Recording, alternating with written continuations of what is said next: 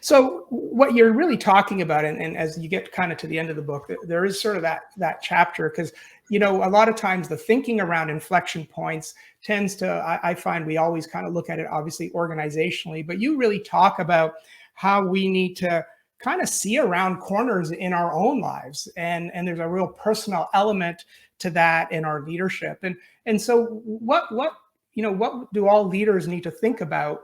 Because in many ways, I don't think there's an organizational inflection point without a personal one as well. I think and what's your sense on that? What do we need to pay attention to as leaders, whether I'm a people manager at the front lines or in the C-suite?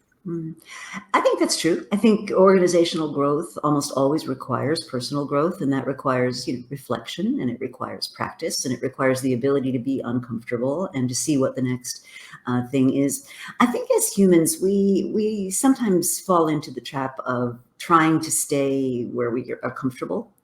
And trying to keep that equilibrium of what's familiar and what we think we can control and what feels comfortable for us, when really an inflection point is often a fantastic opportunity to take what you're doing to the next level. An analogy I love is, if you go back to Apollo 13, when here's this rocket like stranded in the middle of nowhere, and the normal reaction would have been, well, let's just fire up the engines and turn around and come back to Earth. But the dilemma was that there wasn't enough power to do that.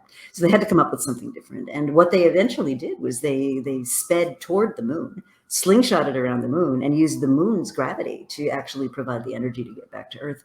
And I think if you think about an inflection point that way, it can be enormously liberating. How many people do you know who've had a bad experience? So they got fired, they got laid off, they got divorced, something that you perhaps would have preferred to avoid in life.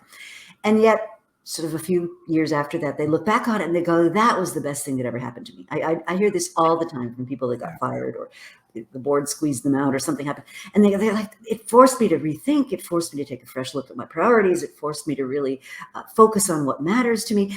And I'm thinking to myself, why is it more of us don't do that without being forced into something that was kind of unpleasant at the time?